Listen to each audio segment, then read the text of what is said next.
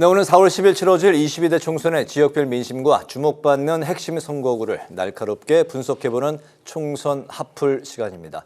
오늘도 이종훈 정치평론가, 김성환 시사평론가 두 분과 함께하겠습니다. 어서 오십시오. 안녕하세요. 안녕하세요. 네, 자 오늘은 한강벨트와 함께 이번 총선의 격전지로 떠오른 낙동강벨트를 품고 있는 지역, 부산, 울산, 경남의 PK 지역을 살펴보겠습니다. 네, 부산, 울산, 경남 이른바 이제 부울경으로 이제 불려지는 그런 지역인데 대구, 경북과 함께 보수 정당의 안방, 텃밭으로 불리는 지역입니다. 그런데 사실 예전 그 역사를 좀 돌이켜 보면 1990년 3당 합당 이전에는 그렇지 않았다. 개혁적인 색채가 굉장히 강한 곳이었다고 이제 하는데요.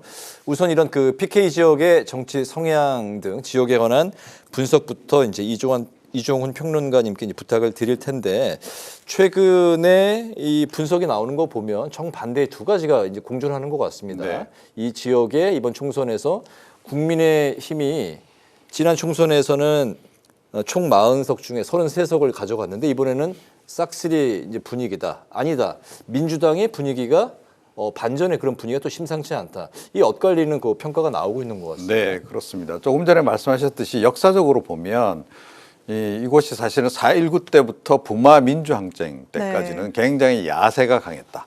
근데 그 당시에 사실은 이제 이 지역에 걸출한 정치인 한 명이 있었잖아요. 네. YS. 예. 김영삼 전 대통령이 이제 그 민주당, 통합민주당까지 이제 쭉 이끌게 되시는 건데, 그때만 해도 야세가 상당히 강했던 거예요. 네. 예. 그런데 이제 3당 합당을 하시지 않습니까? 그러면서 이제 이른바 보수 대연합이 이제 만들어지게 되고, 그 이후에는 이제 이 지역도 이제 그 YS가 이제 보수 진영에 들어감으로 해서 이제 그 기류가 좀 바뀌는 거죠. YS가 결정적인 역할을 한 그렇습니다. 거군요. 네. 그래서 사실은 그 이후에는 이제 거의 이제 보수의 텃밭 이렇게 이제 바뀌었던 거고, 그 기류를 또 이제 그 역류시킨 결정적인 인물이 노무현 전 대통령이신 거죠. 그래서 노무현 전 대통령이 아시겠지만 이 지역에 그 야당 주자로서 굉장히 계속 도전을 하는 그런 모습을 이제 보이지 않았습니까? 이제 그래서 노무현 전 대통령이 대통령 당선될 때 이 지역에서 의외로 표가 많이 나왔어요. 특히 낙동강 벨트 같은 데는 뭐 30%대. 네. 그러니까 보수세가 강한 속에서도 이제 노무현 전 대통령이 그 정도 득표를 했고, 네. 이제 여파로에서 그 다음에 치러진 이제 그 17대 총선, 그러니까 2004년 총선 때, 그러니까 이 지역에서 처음으로 낙동강 벨트에서 이제 3명이 이제 당선이 되는 거죠. 네. 그게 이제 그 어떻게 보면 이제 그나마 이제 보수 진영 텃밭 속에서도 야당이 이제 낙동강 중심으로 해서 지금 이제 현재 그 민주당 이제 족보로 보면 이제 민주당 계열이라고 봐야 되겠죠. 네. 그때 이제 열린우리당 시절이긴 했습니다만 어찌 됐건 이제 그래서 그나마 이제 야세가 유지가 이제 됐던 이제 그런 거고, 2016년 이제 그 총선 특히 이제 다들 기억하시는 게 옥새 들고 나르샤. 네. 이거 네. 기억나시죠? 그죠? 그때 이제 그 보수 정당 속에서 논란이 이제 상당히 많고 한 그 와중에 이제 그 야당이 이제 선전을 하면서 그때 이제 좀 의석을 많이 얻었던 바가 있는데, 네. 그게 다시 또 그 이후에는 좀 이제 위축되는 그런 과정을 이제 거쳤던 거죠. 그래도 그나마 이제 낙동강 벨트 정도는 이제 지켜온 이제 그런 그 상황인데, 네. 이번에는 과연 어떻게 될 것인가? 그걸 지켜낼 거냐 아니냐? 네. 이게 이제 지금 최대의 관전 포인트다. 이렇게 이제 봐야 되는 거고요. 전반적인 흐름은 최근까지는 사실은 이 지역에서도 정권 심판론이 강했었어요. 네. 자, 그런데 아주 최근에 그러니까 한동훈 비대위원장이 등장한 이후에 이쪽도 기류가 좀 많이 바뀌고 있습니다. 그러면서 지금 국민의힘 정당 지지율도 상승세여서 네. 이번에는 낙동강 벨트도 어쩌면 다 이 지금 민주당 쪽에서 내줘야 될지 모른다. 완전 보수 텃밭으로 좀 바뀌는 거 아닌가, 그런 지적도 나오고 있습니다. 네, 자 그럼 김성환 평론가께도 여쭤보도록 하겠습니다. 수도권의 승부처가 한강벨트, 그러면은 영남권의 승부처는 낙동강벨트가 아닐까 싶은데, 이 지역이 왜 좀 야당세를 띠게 된 건지 그 배경이 좀 궁금하고요. 지금 다시 국민의힘이 또 상승세를 타고 있다라고 하는데 이 판세 좀 분석을 해주실 수 있을까요? 네. 앞서도 말씀하셨던 것처럼 쭉 정치사를 말씀해 네, 주셨잖아요. 아주 뭐 필기를 해야 될 것 같은 네. 그런 느낌이었는데. 네, 김대중 전 대통령 외에는요. 네. 지금 민주당 계열 정당이 정권을 잡았을 때 그 대통령들이 전부 PK 출신이에요. 네. 그러니까 한 명은 김해, 한 명은 양산. 네. 이렇게 지금 되는 거잖아요. 지금 또 사저도 거기에 있고 네. 네. 또 묘소도 거기에 있고 그런 상황이잖아요. 그러니까 어찌 보면 민주당은 일종의 이제 공식 같은 건데 호남의 지지를 얻으며 PK 출신 대통령 후보가 나와야 정권을 잡을 수 있다. 이게 일종 공식같이 만들어졌던 거예요. 그러니까 그거를 호남 출신 대통령이 나오고 PK의 지지를 얻으면 어떨까 이런 얘기들 거꾸로 얘기를 하기도 했었어요. 근데 어찌됐든 지금까지는 그래왔다는 거죠. 그러니까 PK의 상징성이 상당히 큰 겁니다. 그리고 PK 지역에서 민주당이 어느 정도 선전하지 않으면 대권을 네. 잡을 수도 없는 게 현실이에요. 네. 또 인구 구성을 지난번에 제가 말씀드렸잖아요. 인구 구성도 그렇게 되어 있고요. 네. 그러니까 우리나라 전체 인구의 4분의 1은 PK 지역, 그러니까 영남 지역에 다 몰려 있다고 해도 과언이 아니거든요. 네. 그러니까 일반 대선 같은 경우에는 PK에서 패배하면은 즉 정권을 못 잡습니다. 근데 그런 공식이 있는 데다가 앞서 제가 말씀드렸던 것처럼 김해 양산이 가지고 있는 또 상징성이나 이런 것들이 크기 때문에 낙동강 벨트라고 하면은 김해 양산 그리고 부산에서 북강서 갑부터 시작해가지고 네. 쭉 내려오는 연제, 부산 진구갑, 사하갑 이렇게 쭉 내려가는 이걸 그 낙동강 벨트라고 하거든요. 네. 그러니까 그런 게 있기 때문에 일종의 연민 아니면 정 여러 가지 어떤 정치적 지향 이런 것들이 다 뒤섞여 있는 지역이에요.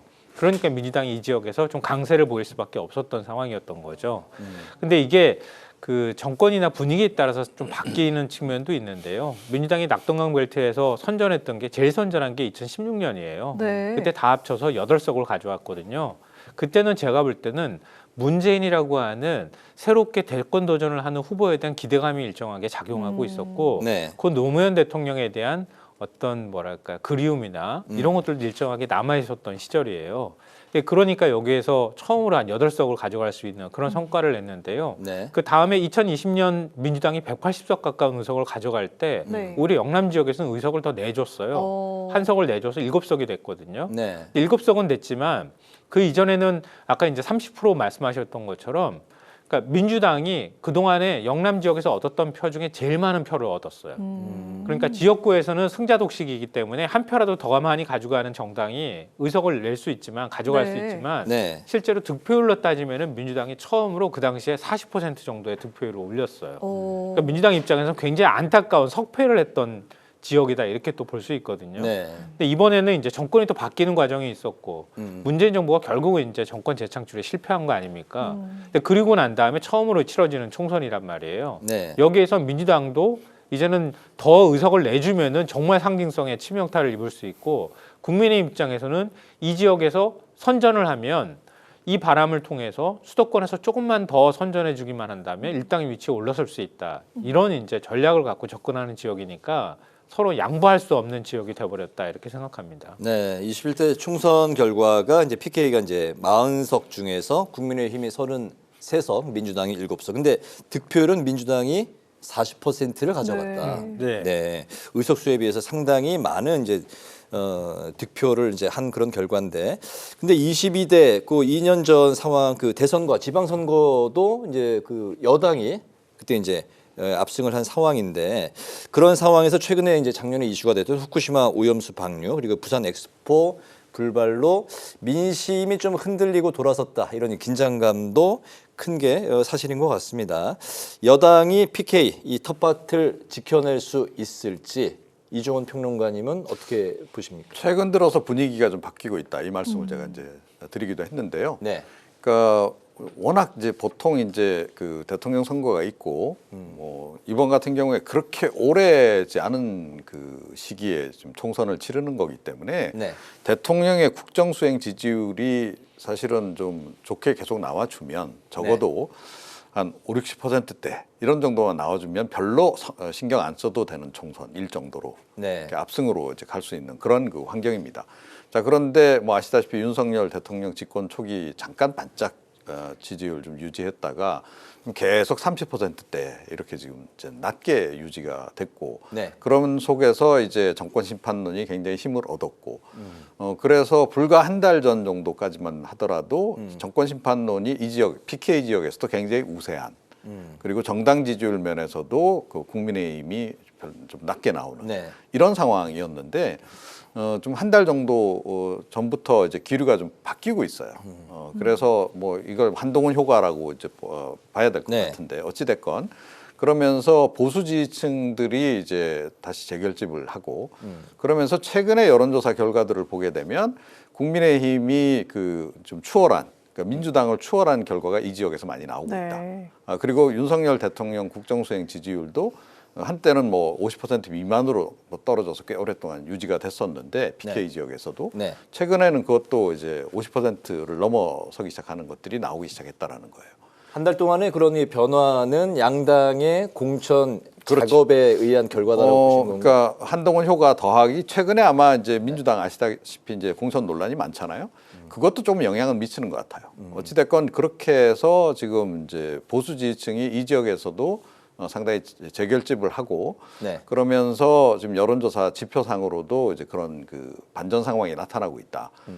이게 이제 사실은 큰 변화 없이 계속 이어진다라고 전제한다면 네. 사실은 이번에 그 민주당 같은 경우에 이 낙동강 벨트도 지켜내기 어려운 상황이 될 수도 있다라고 생각합니다. 물론 이제 그 지역에 있는 민주당 소속 의원들이 나름 이제 개인기가 있는 네. 그러니까 개인적인 역량이 있는 그래서 이제 그 텃밭 관리를 좀 잘해온 지역 관리를 잘해온 경우에 해당하긴 해요. 이제 그럼에도 불구하고 사실은 큰 구도가 이렇게 움직이기 시작하면 그거를 또 이 개인적으로는 좀 막아낼 수 없는 그런 부분들이 좀 존재합니다. 그래서 전체적으로 좀 상황을 제가 좀 말씀드리자면 지금은 굉장히 어떻게 보면 지금 격전지화된 그런 그 상황이다. 네. 그래서 누구의 승리도 예상하기 좀 어려운 상황인데 분위기 자체는 국민의힘 쪽으로 좀 넘어가고 있는 분위기인 것 같다. 네. 이런 정도 지금 현 시점에서 그런 정도 진단을 내릴 수 있을 것 같습니다. 네. 네. 저도 큰 틀 안에서는 동의하는데요. 네. 예를 들면 윤석열 정부, 그러니까 윤석열 대통령의 국정수행 평가나 이런 것들 보면, 그러니까 TK 지역 같은 경우에는 당연히 이제 윤 대통령에 대한 지지가 더 많이 나오거든요, 훨씬. 네. 근데 물론 이제 뒤집어지는 경우도 있지만 보통의 경우는 이제 그렇게 나오고요.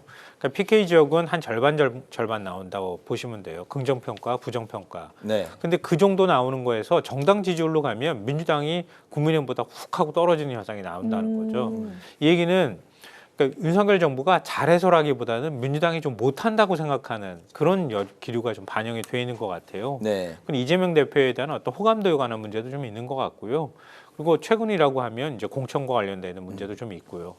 근데 그런 게 이제 복합적으로 작용해서 나타나는 좀 민주당의 좀 열세로 나타나는 현상들이 있다. 근데 그런 면에서는 국민의힘이 이번에 이제 중진급 의원들을 낙동강 벨트로 이 지역구를 옮겨가면서 전략 공천을 했잖아요. 네. 그게 어느 정도 효과를 발휘할 수 있을지 이건 좀 봐야 될 것 같고요. 민주당도 사실은 북강서갑이나 아니면 사하갑 같은 경우에는 현직 의원이 있단 말이에요. 이런 지역을 지키고 특히 김해 같은 경우에는 최근 선거에서 여러 차례 선거지만 한 번도 내준 적이 없어요. 네. 김해 갑을 모두 다. 그러니까 김해 갑을 수성하고 그 여기는 현직 의원들이 있으니까요. 네. 여기를 버텨주면서 양산 을 지역에는 지금 김두관 의원이 또 이번에 나가게 된다고요. 네. 근데 거기에 김태호 전 경남지사를 붙였단 말이에요. 네. 지역구를 또 옮긴 사례거든요. 근데 양산 을도 현지 조사한 것들을 보면은 민주당이 조금 힘들 거다 이런 얘기들이 스물스물 나오기 시작한단 말이에요. 그러니까 양산 을 같은 경우에는 민주당이 계속 지켰단 말이에요. 지켰는데 이번에 만약에 뺏긴다 그러면은 여기도 이제 초박빙이 될 가능성이 매우 높은데 네. 그러면 민주당은 더 내주는 결과가 이어질 가능성이 있잖아요. 그러니까 양당 다 거의 사활을 건 전쟁을 할 수밖에 없는 상황으로 보이고요. 부산에서 남구의 박재호 의원이 있는데 네. 여기는 낙동강 벨트가 아닌데 뚝 떨어져가지고 그 저 지역구를 가지고 있는 지역이에요 민주당이. 네. 이 지역까지 잘 지켜준다면 한 5에서 6석 정도를 지킬 수도 있을 것 같다. 근데 이거마저 빼앗긴다 그러면 민주당 입장에서는 상징성 측면에서 굉장히 큰 타격을 입을 수밖에 없지 않을까 싶어요. 부산하니까 생각나는 게 그 올 초에 이재명 대표가 그 피습당했던 지역이 부산 아니겠습니까?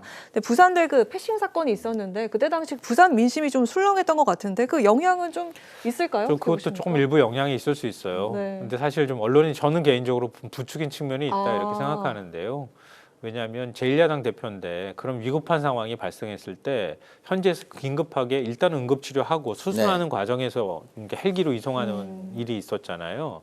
만약에 거꾸로 얘기하면 국민의힘에서 당대표가 그런 일을 당했다고 하면 어땠을까 하는 질문을 좀 한번 던져보고 싶은데 어찌 됐든 간에 부산이나 영남권에 특히 이제 경남에 계시는 분들 입장에서는 굉장히 자존심이 좀 상했을 수는 있어요. 근데 그게 그러니까 모든 뭐 선거라고 하는 게 다 마찬가지지만 우리가 복잡한 뭐 이성적이고 합리적인 판단이 들어가는 것들은 판단을 하는 거는 굉장히 어려워요. 네. 이건 판단을 못해서라기보다는 판단을 하기가 어렵게 만드는 측면도 있거든요. 근데 그것보다는 누구를 심판한다고 하는 것은 내 안에 감정이 동한다는 뜻이잖아요. 네. 근데 그럴 때 그 감정이 상하거나 이런 측면들이 지지율로도 연결될 수 있는 것도 좀 일부 있는 것 같아요. 네. 근데 뭐 현재로서는 이거는 뭐 큰 틀 안에서의 지지율 추이를 말씀드린 것이고 앞으로 예를 들어서 공천 작업이 끝나고 난 다음에 또 다른 이슈가 생기거나 이러면은 또 바뀔 여지는 있기 때문에 다 네. 초박빙 지역이거든요. 지금 말씀드린 지역은. 네. 그러니까 결과는 또 달라질 여지는 얼마든지 있다고 네. 생각합니다. 저는 사실은 그게 의외로 좀 영향을 많이 미쳤을 거라고 봐요.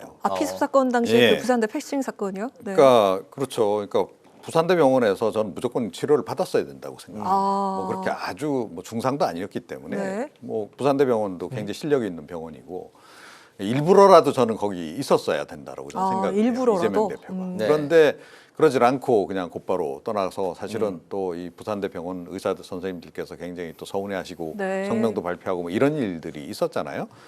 이게 지역이 어떻게 보면 대표적인 병원인데 그런 취급을 이렇게 받는 거 기분 좋겠습니까? 그 지역에 계신 분들이 네. 안 그래도 늘 상대적 박탈감 이런 게 좀 있는 그런 그 상황인데 그래서 안 그래도 여기가 험지인데 네. 더군다나 가서 그런 거 있었기 때문에 부산 민심이 이렇게 이재명 대표로부터 좀 떠나게 하는 그런 중요한 변수가 전 됐을 수 있다 이렇게 저는 생각을 합니다. 근데 네. 감정적으로는 그렇게 할 수 있는데 굉장히 다급한 상황이었던 거죠.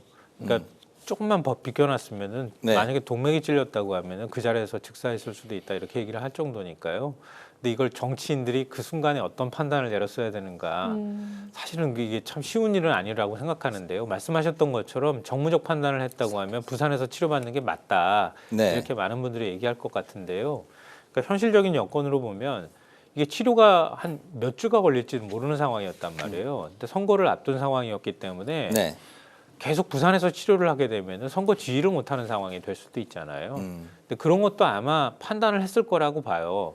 근데 정말 더 정무적 판단을 내렸다면 아까 말씀하셨던 것처럼 부산에서 치료를 받았다고 하면은 부산 여론에 어느 정도 긍정적으로 영향을 미치는 데는 뭐 도움이 될 수 있었을 것이다. 아쉽지만 그런 생각은 듭니다. 그렇군요. 앞으로 네. 이제 총선이 41일 남았는데 그 동안에도 여러 가지 또 예상치 못했던, 생각지 못했던 그런 변수들이 또 이번 총선에도 또 영향을 미칠 수도 있겠다는 생각이 이제 듭니다. 이제 공천 상황을 좀 들여다보면 PK 공천에 대한 그 여야의 공천 전략을 보면 이제 국민의힘은 중량급 인사들이 이제 좀 배치가 많이 됐고 민주당은 현역을 대거 이제 내세운 상황이고 그래서 이제 전체적으로 좀 익숙한 얼굴들이 나와 있는 상황이다 이렇게 이제 평가가 나오고 있는데 여야 공천 전략 좀 어떻게 들여다볼 수 있을까요? 네.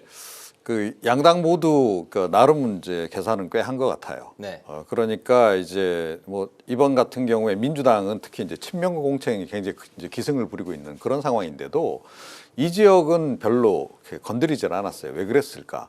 역시 이 지역은 노무현 전 대통령, 네. 문재인 전 대통령의 어떻게 보면 이제 굉장히 고향 같은 이제 그런 지역이고, 그래서 이제 그런 그 친노 친문계들을 건드리지 않은 거다. 이제 그러다 보니까 사실은 조금 이제 그 쇄신이 인적 쇄신이 안 된 부분은 좀 아쉽게 이렇게 좀 된 그런 네. 그 상황이에요. 근데 뭐 마땅한 대안을 찾기도 쉽지는 않았을 거다 이렇게 좀 생각을 합니다. 그러니까 만약에 이제 친명계 쪽에서 누군가 뭐 이렇게 자객으로 내려가겠다 이런 사람들이 있었으면 논란도 꽤 되고 했을 텐데 그렇게 나선 사람도 없고 이제 이분들이 뭐 지역구의 영향력이 또 워낙 또 강한 그런 측면도 있고 네. 하다 보니까 이제 그렇게 무난하게 이제 끝나버렸어요.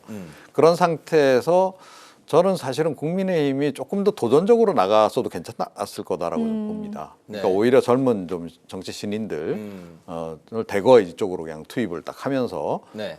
그러면서 탈환 뭐 이렇게 나갔으면 훨씬 더 좀 더 멋지고 네. 또 그 좀 국민들 입장에서 볼 때도 뭔가 쇄신을 하는 그런 느낌을 줬을 거다라고 생각하는데 살짝 돌려막기 비슷하게 돼버렸단 말이에요. 그러니까 재배치. 예, 재배치라고 하는 이제 근사한 표현을 쓰긴 했는데, 네. 근데 따지고 보면 이제 그쪽에 뭐 친윤 그 인사들이 대거 이제 노리는 지역에서 이분들을 빼서 이쪽으로 옮기는 네. 이제 그런 측면이 있는 거예요.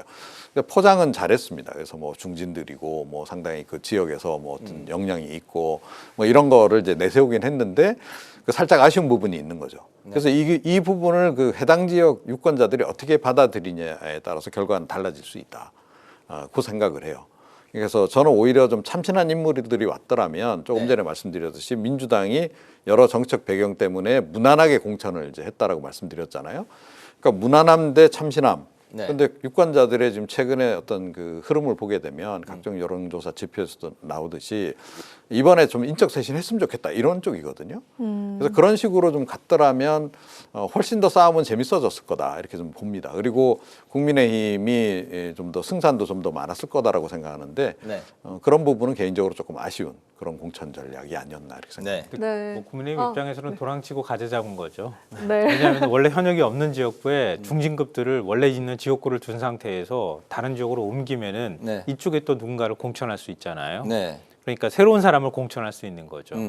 뭐 그러면은 새로운 사람들을 누굴 넣을 거냐. 네. 아직 뭐 최종적으로 다 그림이 나온 건 아니기 때문에 네. 거기에 예를 들어서 뭐 윤신 공천이 이루어질 것인지 말 것인지 이런 부분들이 숙제처럼 좀 남아 있는 측면이 있는 것 같고요.